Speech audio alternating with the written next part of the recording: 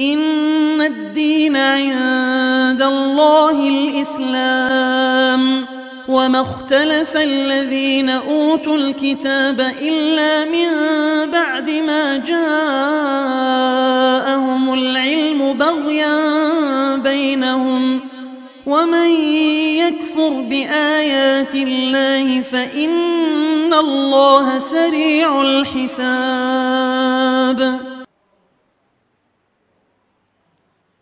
Bismillah, Assalamualaikum warahmatullahi wabarakatuh.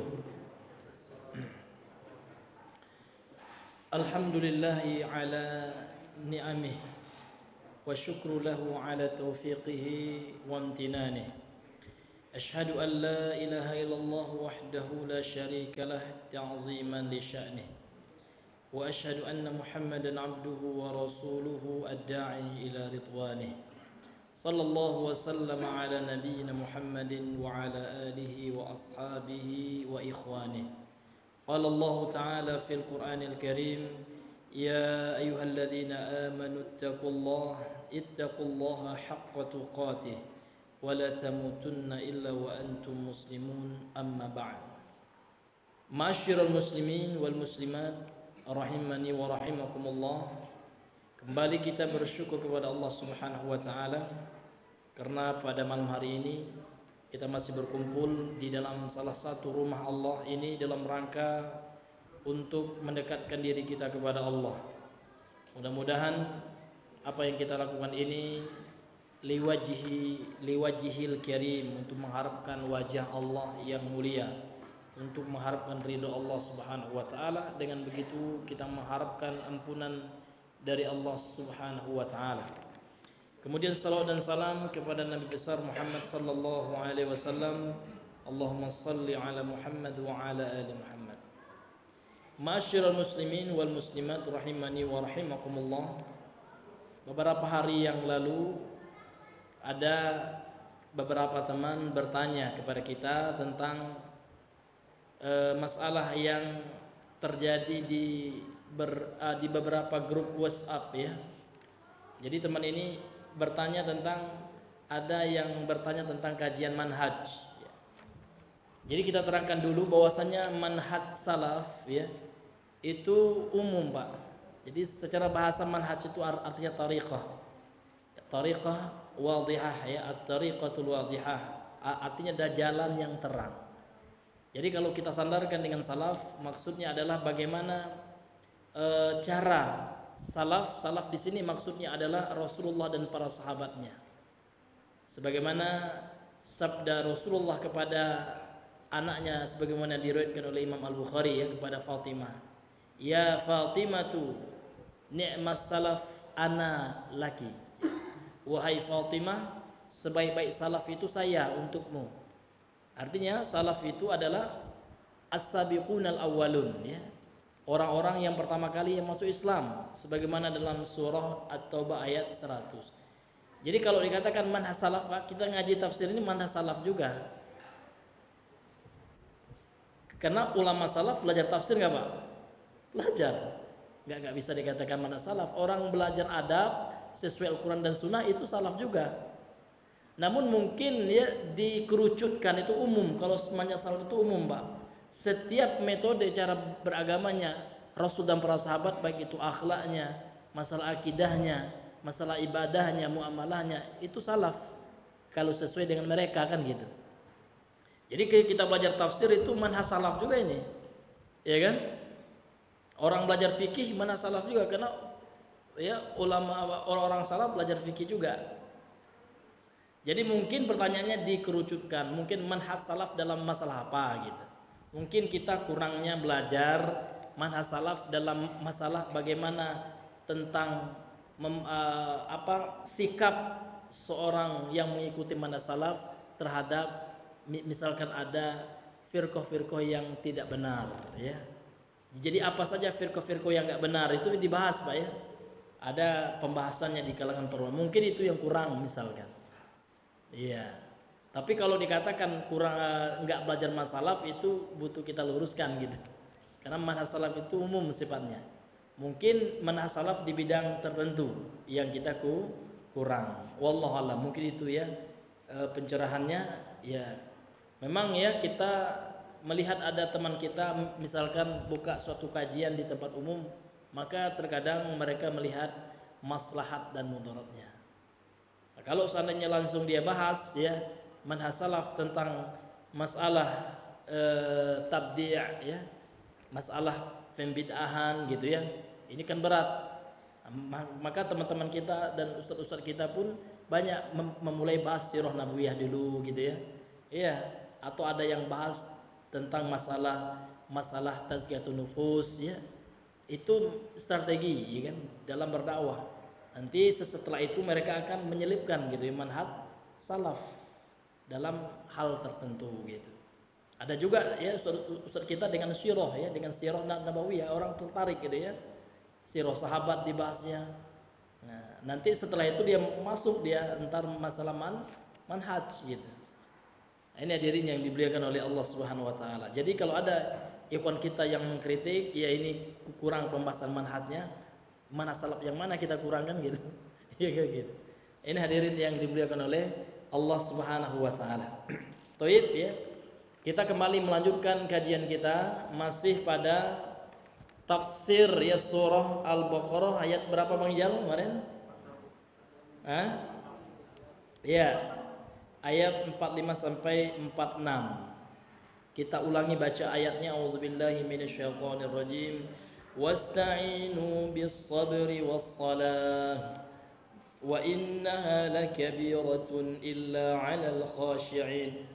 الذين يظنون أنهم ملاقو ربهم وأنهم إليه راجعون. Ya, artinya dan mintalah pertolongan dengan sabar dan salat. Dan sesungguhnya hanya di sini kemarin ya sudah kita bahas wa innaha domirha.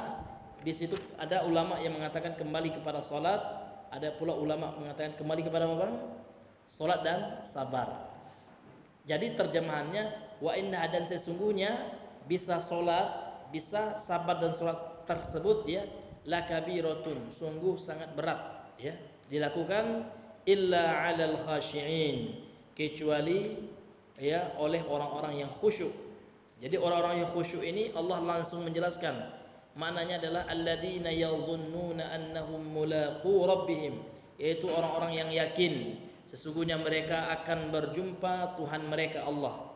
Wa annahum dan sesungguhnya mereka ilaihi raji'un, kepadanya akan kembali.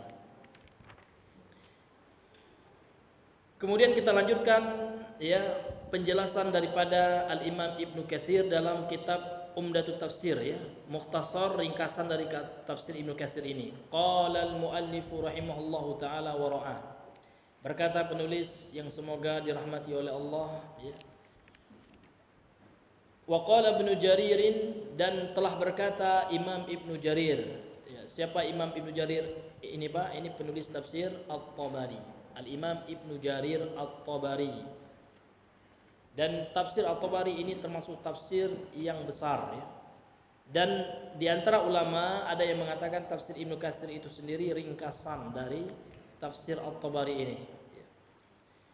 Imam Ibnu Jarir berkata, ma'nal ayati wasta'inu ya ayyuhal ahbaru min ahlil kitab. Makna ayat wasta'inu dan mohonlah oleh kalian pertolongan. Jadi asal muasal sebab turunnya ayat ini memang untuk ahlul kitab. Maka di sini beliau mengatakan ayyuhal ahbaru, ahbar ya. Ini adalah rahib-rahib ya, pendeta-pendeta min ahlil kitab, dari ahlul kitab. Wasta'inu ya, mohonlah pertolongan ya.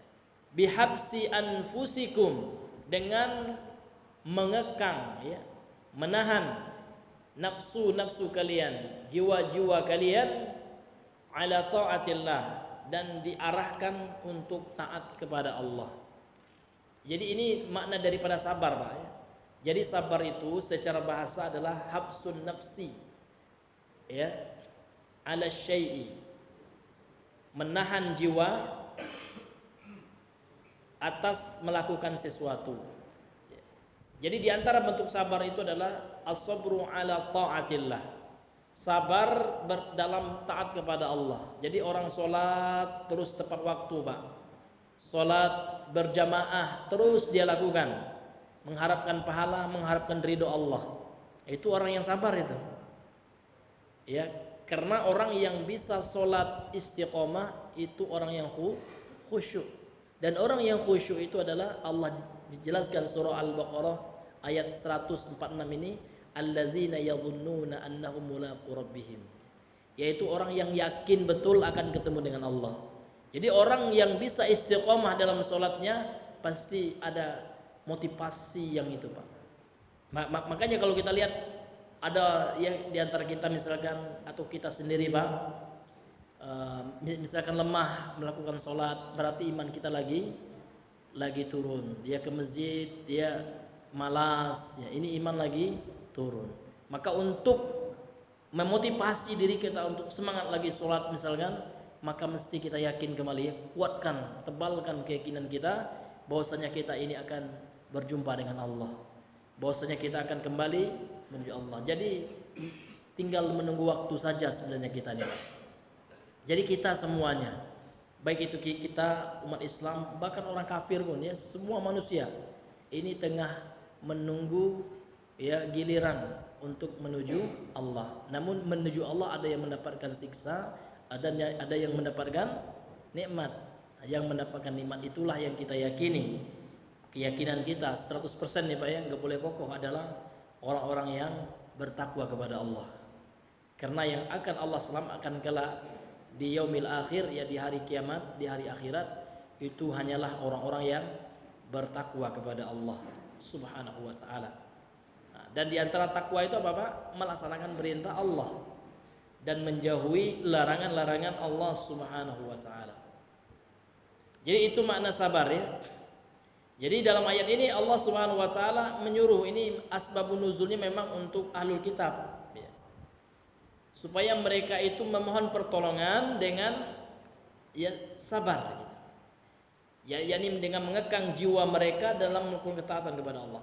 Bi iqamatis salati, dengan mendirikan salat, al maniati, yang mana salat tersebut bisa mencegah minal fahsya'i wal munkar, dari perbuatan keji dan mungkar. Jadi kalau seandainya kita salat alhamdulillah, namun terkadang masih suka berkata-kata kotor, masih suka melakukan maksiat-maksiat, nah, mungkin kita butuh memurojaah kembali sholat kita.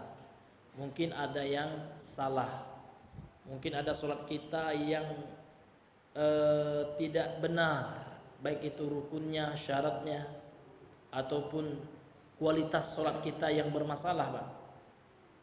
Karena kalau Allah sudah mengatakan inna sholata tanha anil fahsya'i wal munkar, itu pasti ya.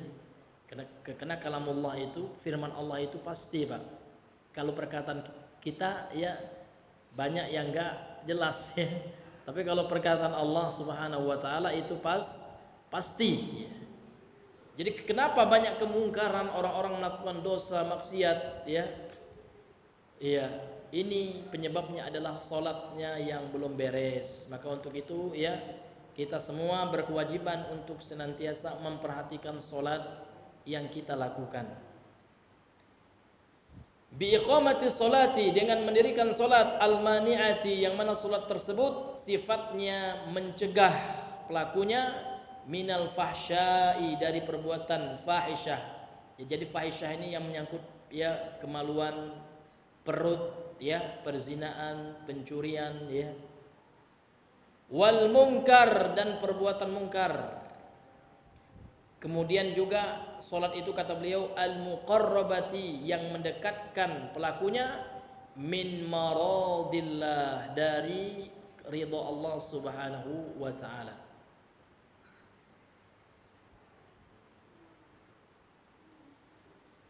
Kemudian kata beliau al-azimatu iqamataha illa 'alal mutawadhi'ina lillah al-mustakinina li ta'atih al-mutadallilina min makhafatih. Hakadha qala wa dhahiru anna al-ayata wa in kanat khitaban fi siyaqi inzari bani Israila fa innahum lam yaqsidu biha ala sabili takhsis wa innama hiya 'ammatun lahum wa li ghairihim wallahu a'lam. Kemudian salat itu azimah, ya, berat, iqamataha, untuk dilakukan gitu. Salat itu berat untuk ditegakkan, namun ya akan mudah, akan ringan, illa kecuali alal mutawadhi'ina lillah, atas orang-orang yang merendahkan diri kepada Allah. Jadi kalau orang sombong memang salat itu berat, Pak. Iya. Namun orang yang memang dia tunduk kepada Allah, mengakui dia butuh kepada Allah gitu, sehingga salat itu memang hukumnya wajib, namun baginya sudah menjadi kebutuhan. Sehingga orang-orang yang Allah berikan taufik itu, Pak, ya kalau mereka ya enggak salat berjamaah saja mereka sangat sedih, ya. Apalagi enggak salat, Pak.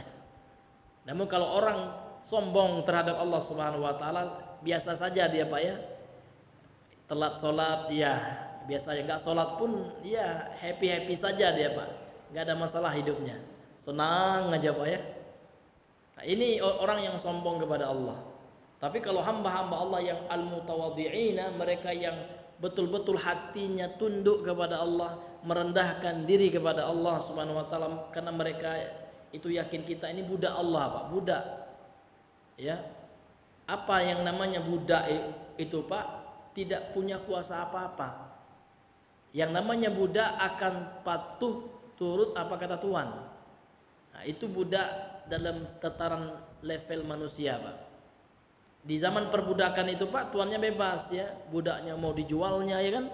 Budaknya ini mau, mohon maaf ya, Pak, dalam hukum Islam itu ini pada masa perbudakan, ya. Boleh tuan laki-laki ini untuk apa? Untuk meniduri budaknya perempuan. Memang hukum di zaman perbudakan seperti itu. Namun kalau zaman sekarang kan nggak ada lagi, ya, karena sistem perbudakan tidak ada. Ini, ya. Dan kita itu budak Allah. Lebih budak lagi kita daripada budak sesama manusia. Sehingga yang namanya budak itu nggak boleh dia menentang majikannya, tuannya. Apalagi kita, ya, budak Allah. Jadi apa kata Allah kita dengar, sami'na. Dan apa yang Allah perintahkan, Allah suruh kita ini, Allah larang kita itu, maka kita katakan ata'na. Enggak boleh kita tanya kenapa, enggak boleh, Pak.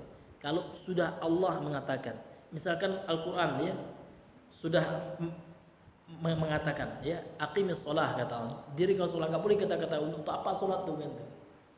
Kalau enggak tahu kita untuk apanya enggak mau, itu bukan sikap seorang budak. Yang namanya budak sami'na wa ata'na.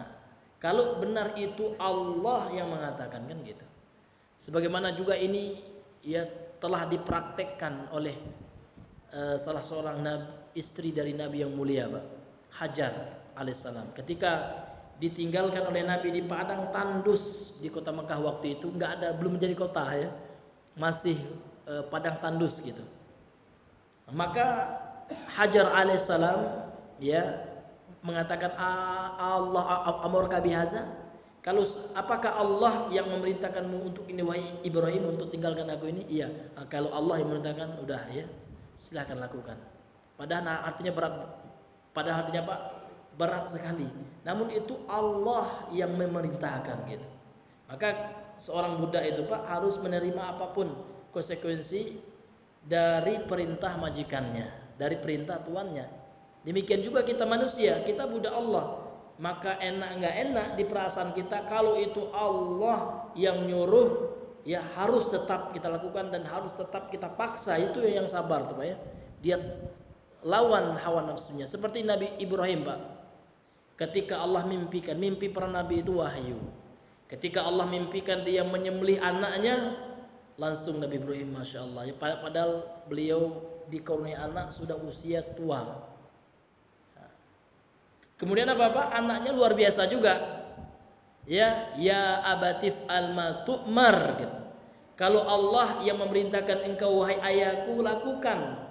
Ya kan, kalau seandainya Allah yang memerintahkan, lakukan apa yang engkau diperintah, satajiduni insyaallah minas sabirin, maka engkau akan dapati aku akan menjadi orang-orang yang sabar.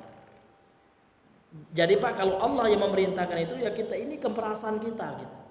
Iya, perasaan kita, berat kita, ini Allah yang memerintahkan.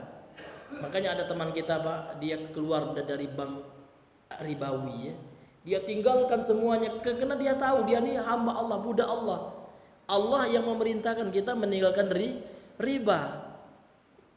Nggak peduli dia ya mau jadi ini, ntar gimana rezeki saya, nggak peduli kalau betul-betul orang itu sudah betul-betul dia yakin Pak ya dengan Allah, betul-betul dia tahu kedudukannya itu adalah budak Allah Subhanahu wa taala. Jadi dia nggak nanya-nanya lagi Pak, kalau memang itu Allah yang memerintahkan. Inilah apa ya? Firman Allah, alladzina yadhunnuna ya annahum mulaqu rabbihim. Itulah orang-orang yang yakin bahwasanya mereka itu akan berjumpa dengan Allah Subhanahu wa taala. Al-mustakinina li ta'atiha, ini orang yang tidak akan berat sholat itu Pak ya. Orang yang hatinya sudah sukun, dia sudah tenang dalam melakukan ketaatan kepada Allah. Jadi hatinya itu tenangnya kalau melakukan ketaatan. Kalau melakukan maksiat hatinya galau. Jadi yang membuat kita galau itu sebenarnya maksiat. Ya. Namun kalau hati orang itu berpenyakit, itu parah Pak ya. Terbalik dia. Maksiat dia happy, taat berat kali gitu ya. Untuk sholat pengajian itu berat kali Pak.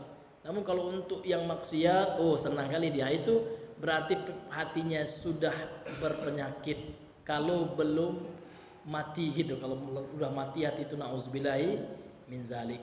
Nggak tahu lagi dia. Yang ma'ruf dikatanya mungkar. Yang mungkar dikatakannya ma'ruf. Yang buruk dikatakannya baik ya. Yang baik dikatakannya buruk. Ini hati yang sudah mati gitu. Maka hati orang Islam itu mereka akan fitrah hati sebenarnya akan senang kalau melakukan ketaatan kepada Allah. Tentu itu butuh latihan Pak, dilatih memang. Bahkan untuk awal-awalnya itu ada istilahnya itu dipaksa. Misalkan Pak ya kita ingin sholat, ya kita paksa gitu ya, malas-malas paksa. Ngantuk-ngantuk dikit ya ngantuk-ngantuk ya paksa Pak. Iya, ingat ya. Kita ingat nerakanya Allah, ini neraka, ini masuk neraka lebih parah ini kan seperti itu. Nerakanya Allah ini daripada hari panas sedikit ini lebih parah kan gitu. Maka memang kita harus bersungguh-sungguh. Itulah yang dikatakan orang yang berjihad itu Pak. Jadi jihad itu artinya betul-betul dia mengerahkan segala upayanya dalam rangka dekat dengan Allah. Jadi jihad itu macam-macam levelnya. Di antaranya jihad di dalam melawan hawa nafsu. Ya. Hawa nafsunya pinginnya apa Pak? Pinginnya makan aja. Padahal sekarang udah bulan Ramadan ya. Dilawan hawa nafsu itu, nanti makannya nih. Ya kan? Walaupun sudah lapar, keroncongan perut, nampak lagi di medsos iklan makanan yang macam-macam gitu ya. Nah, itu dilawannya Pak ya, dilawannya itu. Nah, insya Allah Pak, kalau seseorang itu meninggalkan sesuatu karena Allah, ini janjinya Rasulullah dalam hadis sahih ya, man taraka syai'an lillah awadahu Allah mimma khairan minhu ya. Allah akan ganti dengan yang lebih baik dari apa yang dia tinggalkan. Misalkan kita meninggalkan maksiat Pak ya, maka kita yakin ya, pasti kalau Allah akan menggantikan yang terbaik. Walaupun tidak di dunia Pak. Kan ada pula orang yang pinginnya di dunia aja, udahlah saya impak nih. Ini pasti diganti duit yang lebih banyak. Kalau orang yang cuma dunia pemikirannya, belum Allah kasih gitu, menggerutu dia. Katanya sodako 1.000 dapat 100.000. Ini sudah berapa ribu sodako nggak dapat. Nah itu nggak akan kecewa dia Pak. Makanya kita beribadah itu untuk akhirat. Dunia itu cuma ngikut aja Pak, jangan diniatkan dunia gitu. Kalau kita niatkan akhirat, insya Allah Allah tidak akan menelantarkan kita, meskipun akan diuji juga sama Allah. Kuat nggak, benar nggak niatnya kan gitu. Misalkan ada seseorang Pak ya meninggalkan sesuatu karena Allah, dia tinggalkan kemewahan. Karena ternyata kemewahannya itu tidak di jalan Allah. Kemudian setelah dia tinggalkan, ya kan, pasti nanti diuji oleh Allah Pak dengan berbagai macam dalam kehidupannya. Mungkin diuji dalam hartanya, ya kan, dalam masalah rezeki Allah kurangkan gitu kan. Namun kalau seandainya dia sabar Pak, insya Allah walaupun tidak di dunia, di akhirat pasti Allah tidak akan menyia-nyiakan, ya kan, amalan orang-orang yang berbuat amal soleh. Allah tidak akan menyia-nyiakan Pak. Pasti Allah akan ganti itu, insya Allah ya. Karena Allah tidak akan mengingkari janjinya. Allah akan menolong seseorang itu selama orang itu menolong agama Allah, dan selama seseorang itu kalau dia mampu nih Pak, menolong saudaranya. Innallaha kanallahu ya fi auni abdi, ya. Maka al abdu fi auni akhihi, kan gitu. Allah Subhanahu wa taala akan menolong seorang hamba selama hamba itu menolong saudaranya. Walaupun enggak di dunia, Pak.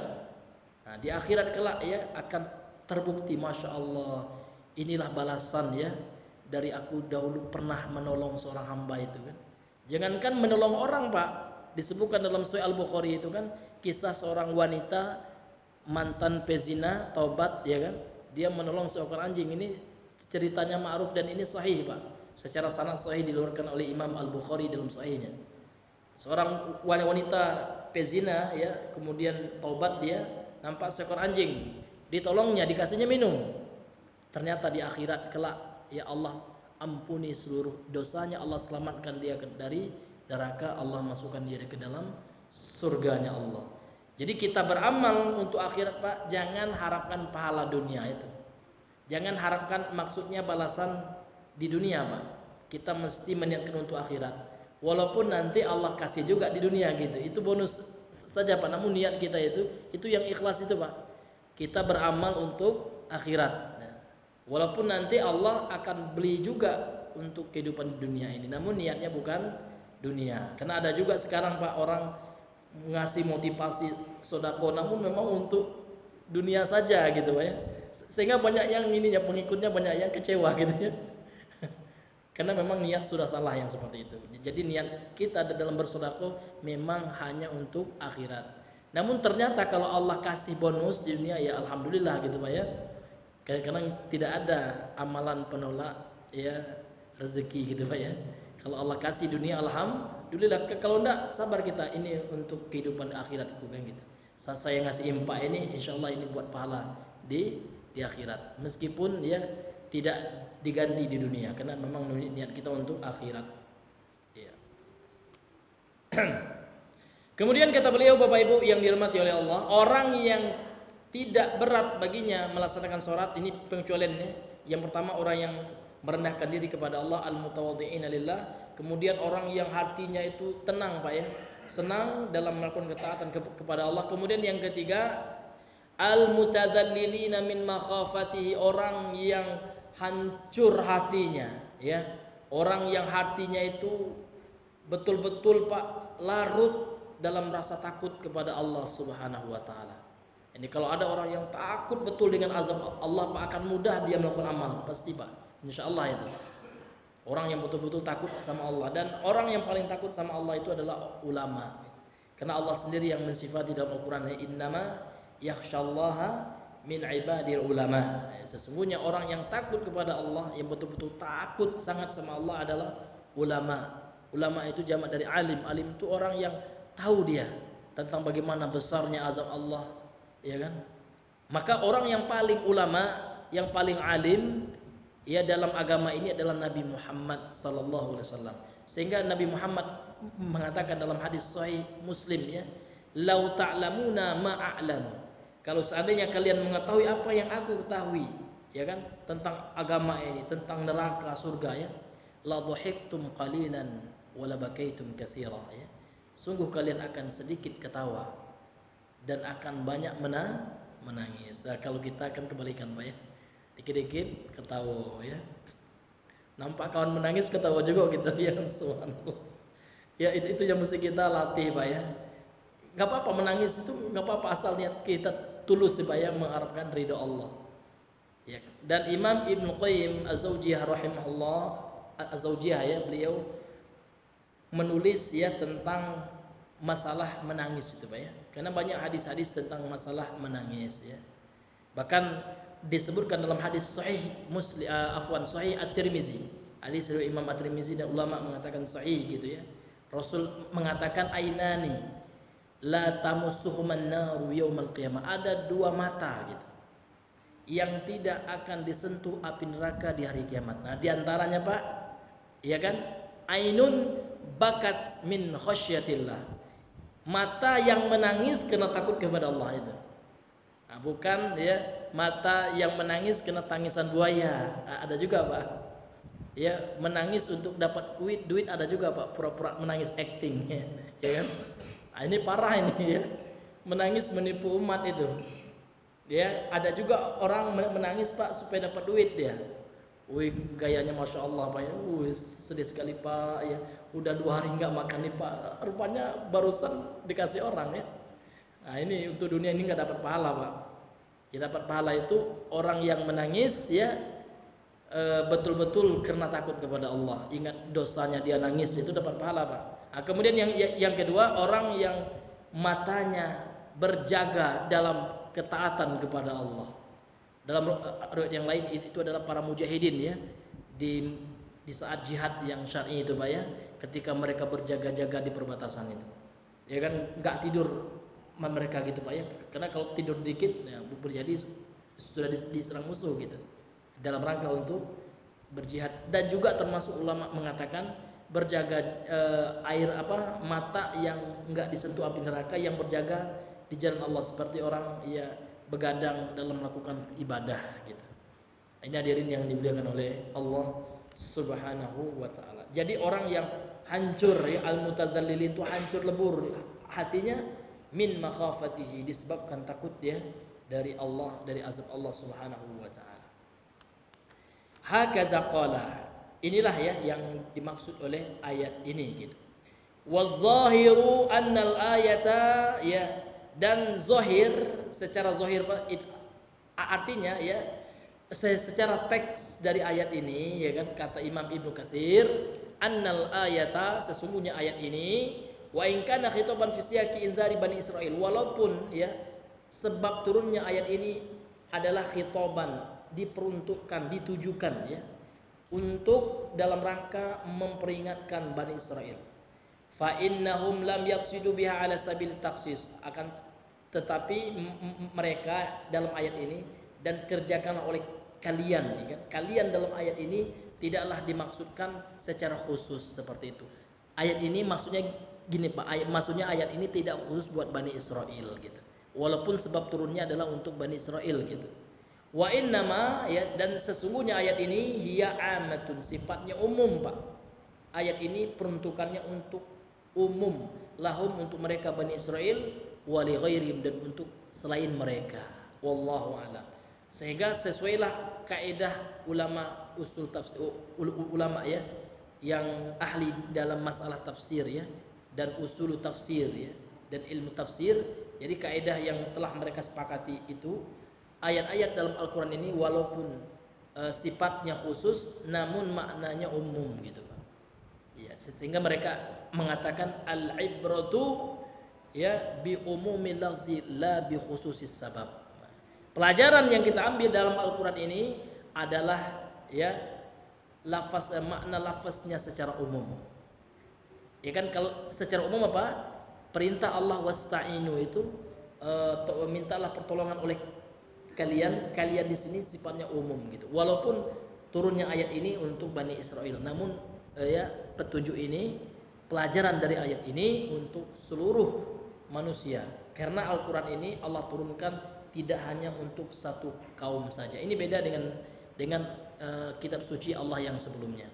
Kalau Injil memang untuk kaum Nabi Isa Allah turunkan Pak. Kalau Taurat ya Allah turunkan untuk siapa Pak?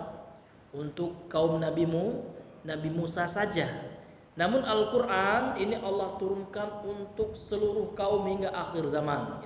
Karena Al-Quran itu adalah penyempurna seluruh kitab-kitab Allah. Sehingga kitab-kitab Allah itu Pak tidak berlaku lagi setelah Allah turunkan Al-Quran. Karena sudah ada dalam Al-Quran. Dan Al-Quran itu untuk petunjuk, kitab suci petunjuk bagi umat akhir zaman, dan kita adalah umat akhir zaman. Jadi sebenarnya kita ini sudah dekat Pak kepada akhir dari zaman ini. Kita ini sudah di penghujung akhir. Jadi bumi ini sudah tua sebenarnya Pak ya. Ya sudah tua, dan gak ada lagi utusan Allah ya setelah Nabi Muhammad SAW. Karena Nabi Muhammad adalah Nabi dan Rasul yang terakhir. Setelah wafatnya Nabi Muhammad nggak ada lagi utusan Allah, Rasul Allah itu nggak ada lagi. Nabi Allah itu udah katik lagi Pak.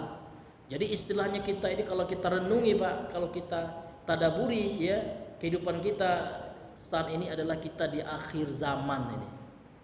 Maka untuk itu ya kan, namanya orang yang terakhir Pak, mesti seharusnya memperbanyak bekal gitu. Mesti memperbanyak bekal gitu. Karena namanya yang terakhir itu Pak, nggak ada lagi setelahnya, nggak ada lagi setelah kita ini, nggak ada lagi umat gitu ya. Setelah umat manusia, setelah umat Nabi Muhammad ini nggak ada lagi seperti itu Pak. Maka untuk itu ya hadirin yang dimuliakan oleh Allah Subhanahu Wa Taala, di akhir zaman ini kita harus ya banyak-banyak untuk mempersiapkan bekal menuju Allah Subhanahu Wa Taala. Kemudian ya, wa qauluhu ta'ala, ini masuk kepada ayat yang 46-nya Pak. Jadi yang 45-nya sudah. Wa qauluhu ta'ala, dan firman Allah Ta'ala, allazina yadhunnuna annahum mulaqu rabbihim wa annahum ilaihi raji'un. Yaitu orang-orang yang mengira. Jadi kalau kita artikan secara teks, lihat kamus ya, dhann ini kan artinya menyangka, mengira, sangkaan atau perkiraan. Namun ya akan dijelaskan nanti oleh ulama ahli tafsir, kata-kata dhann dalam Al-Quran ini maknanya yakin. Ya. Alladzina yadhunnuna annahum mulaqu rabbihim, yaitu orang-orang yang kita artikan yakin gitu. Yakin sesungguhnya mereka akan bertemu dengan Rabb, dengan Tuhan mereka. Wa annahum, dan sesungguhnya mereka ilaihi raji'un, kepadanya yakni kepada Allah akan kembali. Imam Ibnu Katsir berkata, haza min tamamil kalamil ladzi qablahu, ini adalah penyempurna kalam firman Allah ya yang sebelumnya. Ya yang ayat 40 yang 45. Kan Allah mengatakan wasta'inu bis sabri was salah wa innaha lakabiratun illa 'alal khashi'in. Mohonlah pertolongan oleh kalian dengan salat dan sabar. Dengan sabar dan salat, sesungguhnya ya itu sangat berat kecuali bagi orang-orang yang khusyuk. Kemudian disempurnakan, orang yang khusyuk itu sifatnya seperti apa? Ini sifatnya ya. Allah jelaskan sifatnya, alladzina yadhunnuna annahum mulaqu rabbihim wa annahum ilaihi raji'un. Sehingga dikatakan ini min tamamil kalamil ladzi qablahu, ya, di antara penyempurna ya firman Allah yang sebelumnya. Ai wa inna salata awil wasata la saqilatun illa 'alal khashi'in. Yaitu sesungguhnya salat atau wasiat Allah kan dua, sabar dan salat ya. La saqilatun, sungguh itu berat gitu. Saqilah itu berat artinya. Illa, kecuali 'alal khashi'in, kecuali atas orang-orang yang khusyuk. Orang yang khusyuk ini seperti apa sifat mereka? Sifat mereka seperti apa? Itulah yang Allah jelaskan, allazina yadhunnuna annahum mulaqu rabbihim, yaitu orang-orang yang yakin sesungguhnya mereka akan berjumpa dengan Rabb mereka, dengan Allah. Ai mahsyuruna ilaihi, yaitu dikumpulkan kepadanya, kepada Allah, yaumal qiyamah, pada hari kiamat. Mu'arraduna alaihi, ya, diperlihatkan, didatangkan kepada Allah. Wa annahum ilaihi raji'un, dan sesungguhnya mereka kepada Allah kembali. Ai umuruhum raji'atun ila masyiatihi yahkumu fiha ma yasha'u bi'adlihi. Persoalan mereka itu kembali kepada ya masyiah Allah, kehendak Allah. Yahkumu fiha ma yasha'u, dan Allah akan memutuskan hukum ya, akan mengadili mereka manusia termasuk kita Pak ya, sesuai dengan kehendak Allah, dengan keadilannya. Falihaza lamma ayqanu bil mi'adi wal jazaa sahula alaihi fi'lu ta'at. Oleh sebab itu tatkala mereka termasuk kita ya, Aiqanu, yakin artinya terhadap hari akhirat, terhadap hari pembalasan, terhadap balasan Allah gitu ya. Sahula alaihim fi'lut ta'at, maka mudah atas mereka mengerjakan ketaatan, wa tarkul munkarat, dan akan mudah bagi mereka untuk meninggalkan kemungkaran. Wallahu taala a'lam bissawab. Qala al-muallif rahimahullah, fa amma qawluhu wa yadhunnuna annahum mulaqu rabbihim. Maka adapun firman Allah, kata Imam Ibnu Katsir, wa yadhunnuna, dan mereka mengira, annahum, sesungguhnya mereka, mulaqu, akan berjumpa kepada atau dengan Rabb mereka. Faqala Ibnu Jarir, maka berkata Ibnu Jarir, kata Imam Ibnu Katsir, al-arabu, orang Arab. Nah, ini karena di antara metode tafsir itu juga adalah memahami Al-Quran, hadis dengan pemahaman Rasulullah, para sahabatnya, dan perkataan Allah atau firman Allah tersebut Allah turunkan berbahasa Arab. Jadi para ulama tafsir juga mesti mensyaratkan seseorang itu memahami bahasa Arab. Maka kita kembalikan apa makna kata yadhunnun ya, kata zon dalam ayat ini, maka kita kembalikan kepada orang Arab. Makanya Imam Ibnu Jarir mengatakan al-arabu, orang Arab, qad tusammil yaqina zannan, terkadang menamai keyakinan al-yakin dengan kata zon. Kalau zon Pak, kalau kita hanya lihat terjemahan ya, zon itu artinya sangkaan gitu. Kalau zonna, kalau dalam bentuk pekerjaan ya atau fi'il ya, zanna yazunnu, itu artinya menyangka, mengira. Namun orang Arab terkadang mengartikan zon itu bukan sangkaan namun keyakinan. Sebagaimana dalam ayat ini banyak keyakinan, tidak hanya sangkaan, anggapan gitu, namun yakin betul gitu. Maka orang Arab menamai kata zon, kata yakin dengan zon ya. Wa syakka dhannan, dan kata syak ya, dengan makna zon. Nah, apa beda syak dengan zon? Kan sama-sama mengira.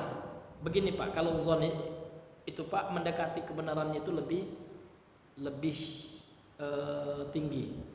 Jadi kalau kita presentasikan antara yakin gak yakinnya, syak itu 50% Pak. Dia 50-50, dia di pertengahan. Nah, di atas syak itu zon. Nah, di atas zon itu baru yakin, ke atas. Kalau ke bawah namanya waham ya. Di bawah syak itu wahmun gitu. Ya. Jadi orang Arab juga menamakan syak dengan zon. Ya. Nadhiru tasmiyatihim ya, yang menyerupai daripada penamai ini ya orang Arab ya, dalam bentuk lain ya, mereka menamai ya zulmah dengan dia. Nah, padahal az-zulmah itu adalah sunfah. Sunfatun itu artinya kegelapan. Nah, terkadang orang Arab menamai atau mengatakan kata al-diya maknanya kegelapan. Nah, padahal al-diya itu Pak secara terjemahan kan cahaya. Nah, terkadang orang Arab menamai sesuatu itu kebalikannya. Nah, jadi bagaimana cara kita membedakan? Maka kita memahami siyakul kalam istilahnya, atau dalam bahasa kita konteks kalimat. Nah, jadi tergantung konteksnya kemana ini. Kalau ini konteksnya apa? Konteksnya orang yang khusyuk. Orang yang khusyuk, mereka akan yakin ya sama Allah gitu ya, yakin akan ketemu Allah. Nah, kalau diartikan menyangka saja, sangkaan, maka nggak nyambung. Maka dikembalikan kepada konteks dari bahasa Arab tersebut.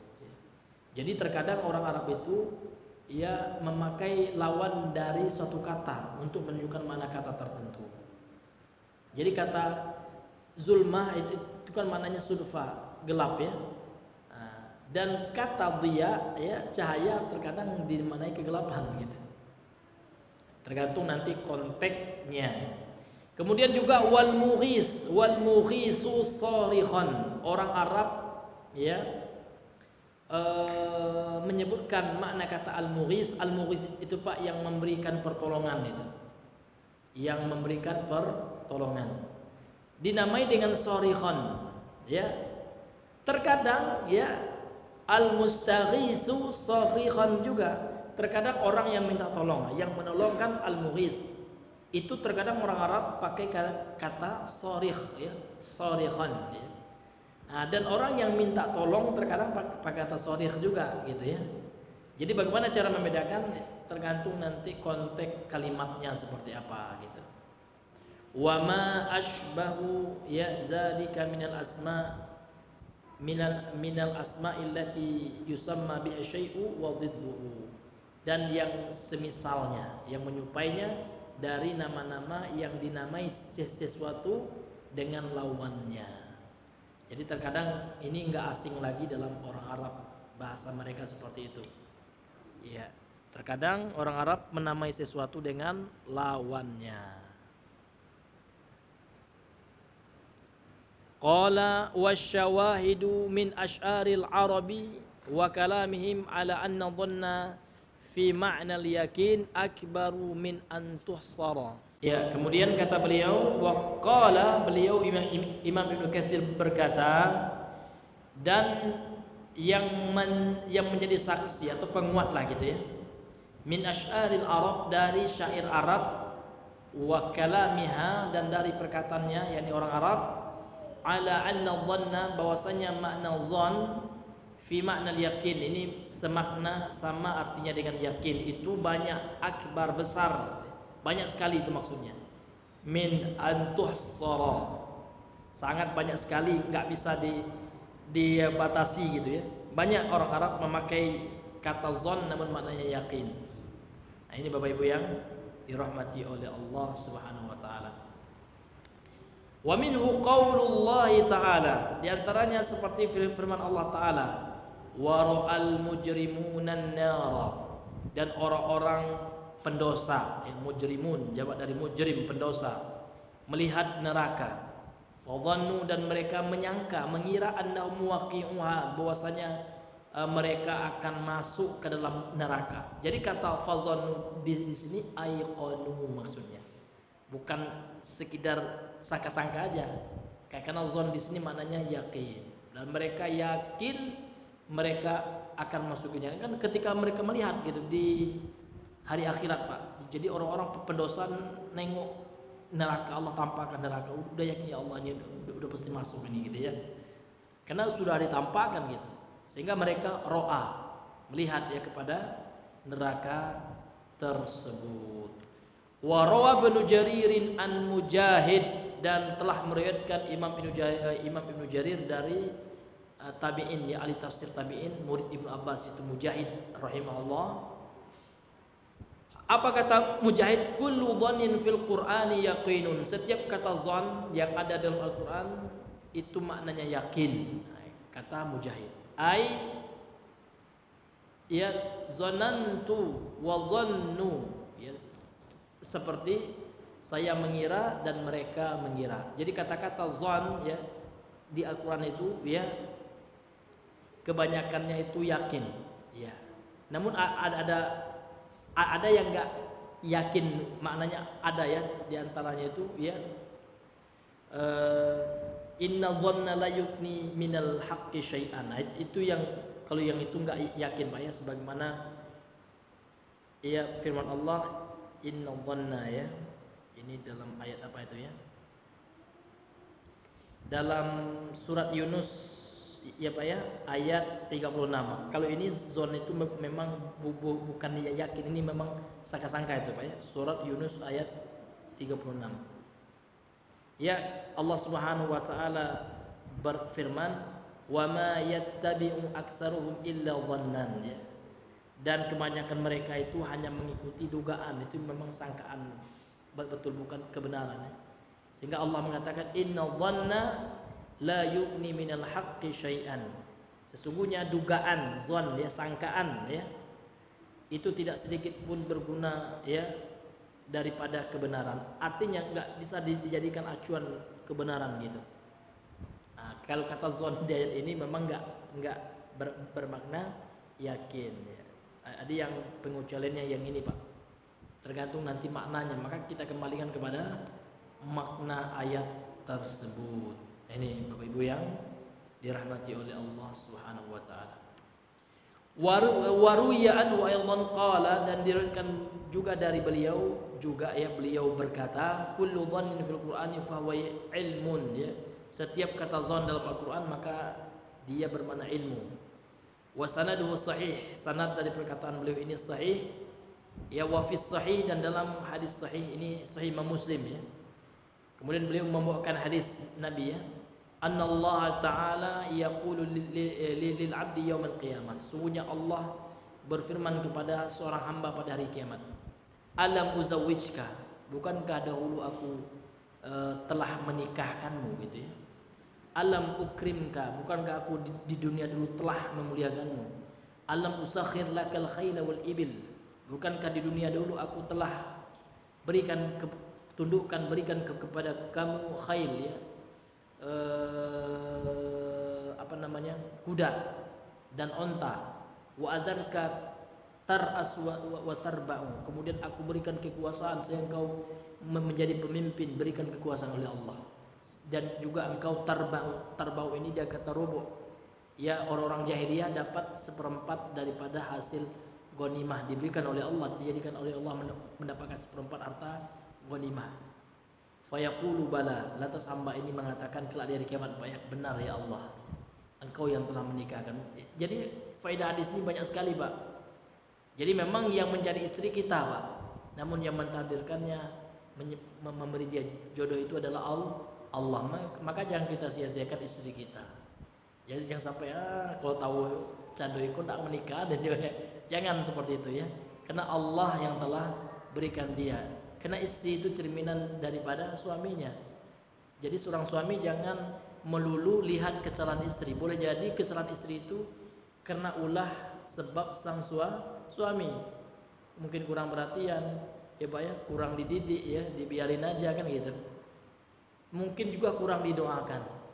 Ya, mungkin kita jarang mendoakan, ya Allah jadikan istriku istri yang solehah gitu. Ya. Ini banyak sekali Pak, ya, namun kita nggak membahas itu, ya. Kita hanya membacakan hadis yang dibawa oleh Imam Ibnu Katsir rahimahullah. Bala, benar ya Allah, tentu, ya. Fayaqulullahu ta'ala, kemudian Allah Ta'ala berfirman, adzananta annaka mulaqi, apakah engkau mengira? Nah, ini kata zon di hadis ini yakin. Apakah engkau yakin, gitu, ya? Annaka mulaqi, bahwasanya engkau akan berjumpa denganku. Fayaqulullah, kalau itu enggak ya Allah, kan? Ya, lantas apa kata Allah? Ya kan? Fayaqulullah, lantas Allah berkata, al yauma ansaka, hari ini aku lupakan juga kamu, aku tinggalkan kamu. Lupa di sini aku tinggalkan, gitu. Kama nasitani, sehingga engkau lupa untuk bahwasanya engkau akan berjumpa denganku. Kalau ditanya, ya, yang bukankah yang menikahkanmu itu aku, ya? Ya, katanya, ya. Bukankah aku yang telah memuliakanmu? Ya, namun yang satu ini, ya, tidak yakin pula dia ketemu dengan Allah. Akhirnya apa? Allah tinggalkan dia, Allah lupakan seseorang. Maka kita harus yakin Pak, kita yakin betul ketemu dengan Allah, melihat Allah Subhanahu wa Ta'ala. Itu akidah Ahlussunnah wal Jamaah. Jangan kita dibawa akidah yang sesat, ya. Karena Allah itu nggak ada arah, katanya. Gimana kita mau melihat Allah? Ada akidah seperti itu Pak, ya. Allah itu nggak di bawah, nggak di atas, nggak macam-macam, ya. Nah, kalau kita mengatakan Allah itu punya arah atas, misalkan, dibilangnya pula sesat, nauzubillah. Berarti orang seperti itu jangan yakin, berarti mereka nggak yakin lihat Allah. Karena sesuatu yang dilihat itu pasti ada arahnya, ya nggak Pak? Iya, kita melihat benda ini, ya. Nah, karena sesuatu yang terlihat, ya, itu pasti ada posisinya. Allah itu nggak ada tempat. Mana ayat Al-Quran mengatakan Allah itu nggak ada tempat? Ada nggak Allah mengatakan innallaha laisa lahu makan? Nggak ada, ya kan? Yang Allah nafikan itu Allah itu berbeda, itu betul, ya kan? Walam yakul lahu kufuwan ahad, Allah itu berbeda, nggak sama dengan seorang pun dari makhluknya. Laisa kamitsli syai'un, Jadi akidah Ahlussunnah itu menafikan apa yang Allah nafikan. Nah, kita tolak apa yang Allah tolak. Kita menolak Allah menyerupakan dengan makhluk. Tapi jangan tolak sesuatu yang Allah nggak menolak, gitu. Sehingga mereka menolak sifat fauqiyah, Allah itu tinggi. Kenapa ya? Karena yang di atas itu kan makhluk, bukan genteng juga di atas, masya Allah. Kalau begitu nggak usah kamu yakin dengan nama-nama Allah. Kenapa? Karena nama Allah itu ada juga makhluk yang seperti itu sifatnya. Contoh mendengar, nggak usah yakini Allah itu mendengar. Kenapa? Karena makhluk juga mendengar. Berarti sama juga dong. Jadi nggak ini di mereka ya, nggak fair gitu ya. Kalau mereka menolak sifat tinggi bagi Allah, sifat tangan bagi Allah, maka mereka harus menolak juga sifat melihat bagi Allah. Karena makhluk juga melihat, kan itu dalil mereka. Kalau kita katakan Allah itu punya tangan, berarti sama dengan makhluk dong. Makhluk punya tangan. Kita bilang sama dia, kalau seperti itu kamu juga nggak boleh bilang Allah itu melihat. Bilang aja Allah nggak melihat. Ya kan? Karena makhluk juga melihat. Kita melihat nih kan nampak gitu ya. Nah, maka kita katakan Allah memang punya tangan, namun nggak sama dengan makhluk. Ya kan? Kalau makhluk punya tangannya, ya kan ada anggota tubuhnya. Allah nggak mesti seperti itu. Nggak mesti punya tubuh Allah kan gitu. Karena nggak ada dalil, maka kita nggak boleh menetapkannya. Jadi kita tetapkan apa kata Allah saja, gampang Pak. Apa Allah yang Allah katakan dalam Al-Quran, ya itu kita tetapkan gitu. Nggak kita tambah-tambah, nggak kita kurang-kurang, gampang saja sebenarnya. Dan kita serahkan hakikatnya sama Allah yang sebenarnya, karena kita belum pernah lihat Allah. Nanti aja di surga karena kita lihat Allah, baru tahu kita kayak gimana nya, ya kan? Nah, jadi kalau orang ingin tahu Allah sebenarnya, ya nanti ya kalau Allah perkenankan. Karena orang yang bisa melihat Allah itu Pak, orang-orang yang sudah pasti masuk surga. Karena orang yang enggak masuk surga, pelaku dosa, orang kafir, munafik ya, maka an rabbihim lamahjubun ya. Mereka itu dari Allah, dari Allah itu terhijab. Allah batasi. Karena melihat Allah itu adalah nikmat yang paling besar. Bahkan ulama mengatakan lebih besar daripada nikmat surga. Bisa melihat Allah itu nikmatnya luar biasa, nikmatnya masya Allah gitu Pak. Ya kan? Karena Allah itu adalah jamal, innallaha jamalun. Allah itu adalah zat yang paling indah, nggak ada yang menandingi keindahan Allah. Indah betul Pak, ya kan? Nah, jadi kita melihat kepada zat yang maha indah. Nah, tentu orang yang Allah ridhoi bisa melihat Allah seperti itu. Ini hadirin yang dimuliakan Allah, mudah-mudahan kita bisa berjumpa dengan Allah yang telah menciptakan kita dan yang telah menciptakan dunia dan alam semesta. Mesti kita rindu Pak. Kita rindu gak ketemu orang tua kita Pak yang udah meninggal? Rindu. Bahkan ya, yang menciptakan orang tua kita Allah. Tentu kita harus lebih rindu lagi ketemu Allah. Rindu Pak, harus ada rasa rindu itu sama Allah. Jangan rindu sama orang rumah aja Pak ya. Harus rindu sama Allah. Itu yang harus penting. Rindu kita sama Allah, ya Allah ya. Kalau kita sudah cinta sama Allah, rindu sama Allah, nggak berat Pak perintah Allah itu. Kita sekarang sayang sama orang rumah kita, apa-apa siap mami gitu ya, suruh ke pasar siap gitu ya.